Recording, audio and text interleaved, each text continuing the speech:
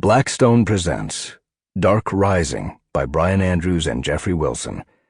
This book is read by MacLeod Andrews. For Ashley, our prayer warrior. Author's note.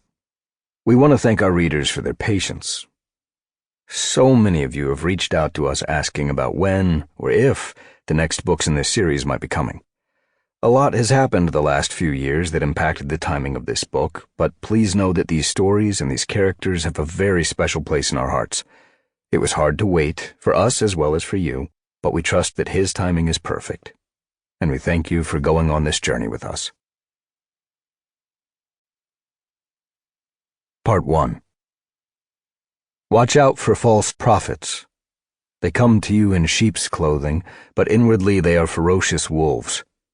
By their fruit you will recognize them. Do people pick grapes from thorn bushes, or figs from thistles? Matthew chapter 7, verses 15 through 16, New International Version. Chapter 1. Carretera El Cope, Pepillo Salcedo.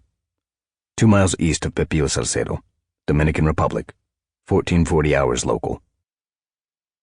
Sonny Marcelin squirmed in her seat, but kept her head down, focusing on the pages of her math book despite the noise from the boys laughing and tossing a soccer ball back and forth behind her. She understood. These boys had never owned their own ball, and now they had a new shiny blue one to play with. She had no doubt the sun would set on them playing soccer on the field they always talked about, by the clinic just a block from the Saint-Fleur orphanage, where they lived in Pepillo Salcedo. Sonny had never seen the field or the inside of the orphanage.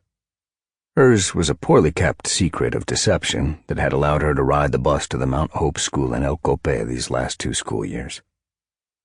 Sonny knew Grandmère had called in favors so Sonny could attend Mount Hope, and they would both die of broken hearts if Sonny lost her spot.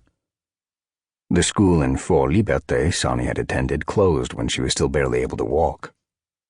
Grandpapa had died only a year later, and since then it had been just her and Grandmère, the most amazing woman she would ever know. Not only was Sonny not an orphan nor a resident at Saint-Fleur, but she wasn't even Dominican, which might have kept her from the Mount Hope School for Orphans. But Grandmère somehow took care of everything. Grandmère always took care of everything. Her grandmother worked 2 jobs to keep her fed, clothed, and to even give her the occasional baby doll. She earned enough to keep gas in the old pickup truck that spewed black smoke behind them when they drove from Fort Liberté. Sample complete. Ready to continue?